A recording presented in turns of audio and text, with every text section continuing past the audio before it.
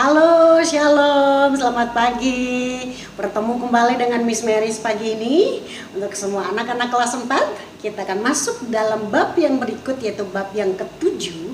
Kita akan berbicara tentang Yesus penyembuhku. Pernah sakit? Pasti dong. Apa yang kamu rasakan saat kamu sakit? Marah? Nangis? Atau berdoa minta tolong kepada Tuhan? Apa juga yang dilakukan orang tuamu supaya membantu kamu supaya kembali sembuh? Nah, sekarang anak-anak, kita mau lihat bersama-sama dalam pelajaran kita kali ini bahwa setiap penyakit ada penyebabnya. Kalau lagi musim kemarau, kurang air, kebanyakan orang pasti diare, sakit perut. Ya, buang-buang air akhirnya. Kalau pas saat musim hujan, orang pasti gatal-gatal. Kenapa? Karena kebanjiran, airnya kotor. Banjir di mana-mana. Nah, dan juga pernah nggak sih kamu dengar anak-anak ada yang namanya penyakit keturunan? Penyakit keturunan itu maksudnya dari turun-temurun memang sakitnya itu. Contoh, HIV/AIDS itu biasanya penyakit turunan. Penyakit gula turunan juga, tapi sekarang ada juga yang karena pola makan. Ada juga beberapa orang yang karena kanker, itu turunan juga. Nah, tapi ada juga yang bukan karena faktor turunan, bisa sakit juga. Bisa mengalami kondisi di mana badannya nggak sehat. Kayak sekarang nih, bangsa kita lagi dalam corona, bukan cuma Indonesia ya, seluruh dunia mengalami itu. Itu bukan karena faktor turunan, tapi sakit, penyakit, virus yang datang menyerang semua orang dalam waktu yang sekejap. Juga banyak penyakit lain, ada jantung, ada apa lagi, kanker darah, semua macam-macam penyakit sekarang aneh-aneh dan banyak banget. Nah, anak-anakku sekalian, hari ini kita akan lihat bersama-sama bagaimanakah seharusnya kita bertindak. Kita ngapain sih kalau lagi sakit? Sebelum lebih jauh kita belajar tentang bagaimana apa yang harus kita lakukan saat mengalami kondisi tidak sehat, maka kita akan lihat bagaimana karya Tuhan menolong orang-orang yang dalam kondisi sakit di Alkitab. Ada banyak tokoh yang akan kita lihat bersama-sama dari kisah Alkitab, bagaimana mereka sakit tapi disembuhkan oleh Tuhan Yesus. Yang pertama, perwira di Roma. Perwira ini sangat baik. Ia suka menolong pembangunan rumah ibadah di Kapernaum. Ia memiliki seorang hamba yang sakit dan dia meminta kepada Yesus untuk menyembuhkan hambanya. Saat dalam perjalanan Yesus ingin menyembuhkan hambanya, Yesus dicegah karena ia merasa tidak layak menerima Yesus di rumahnya. Dan ia meminta kepada Yesus untuk mengatakan sepatah kata saja. Maka dia yakin hambanya pasti sembuh. Sesuai dengan imannya, tepat jam 1 siang, Yesus katakan, "Sembuhlah hambamu itu." Maka hamba si perwira itu pun sembuh.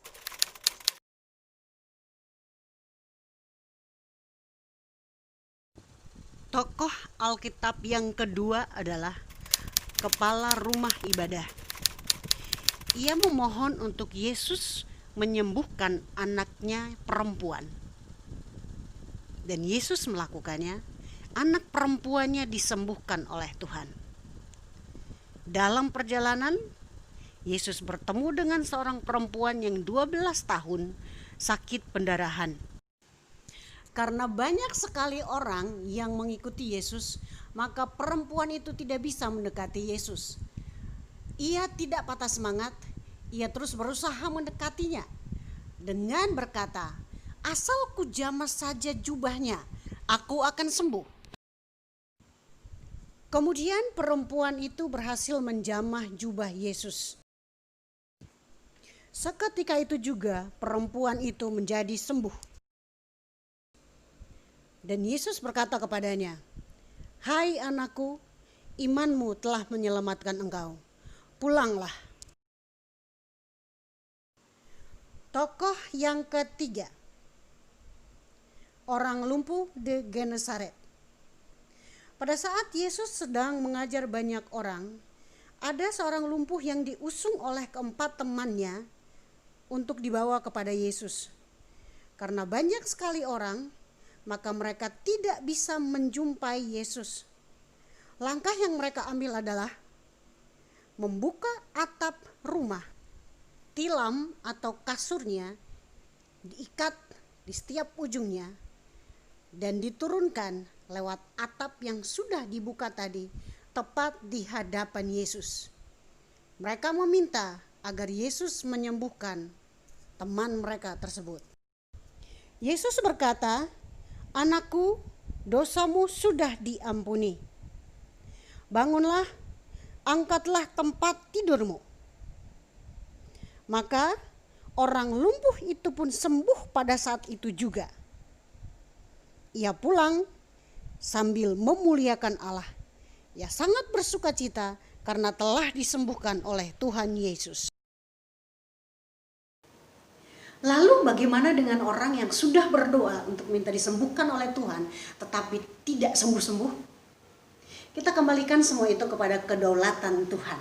Tuhan berhak, Tuhan punya hak menentukan siapa yang akan disembuhkan dan juga siapa yang tidak. Di balik semua itu Tuhan punya maksud baik. Kadang ada yang berdoa, "Tuhan sembuhkan saudaraku." Taruhlah misalkan ayah atau nenek atau siapapun. Bukannya sembuh, tapi malah kembali, dipanggil kembali oleh Tuhan. Semua kembali kepada kuasa Tuhan. Ada juga yang berdoa, "Tuhan sembuhkan aku." Cepat sekali disembuhkan oleh Tuhan.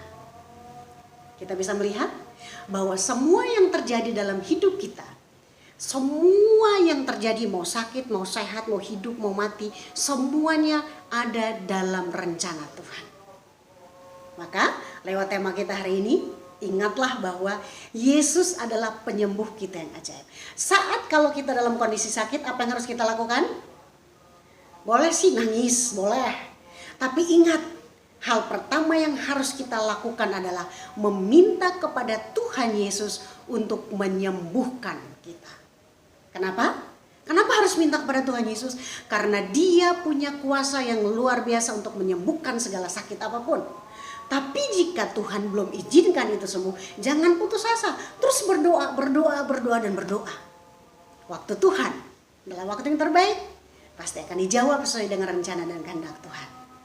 Oke anak-anakku, dari pembelajaran kita hari ini kita bisa melihat bahwa Yesus Allah kita yang ajaib, punya kuasa yang luar biasa untuk menyembuhkan berbagai penyakit.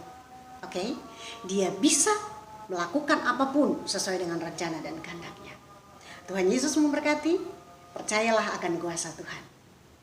Dah, sampai bertemu minggu depan. Tuhan Yesus memberkati.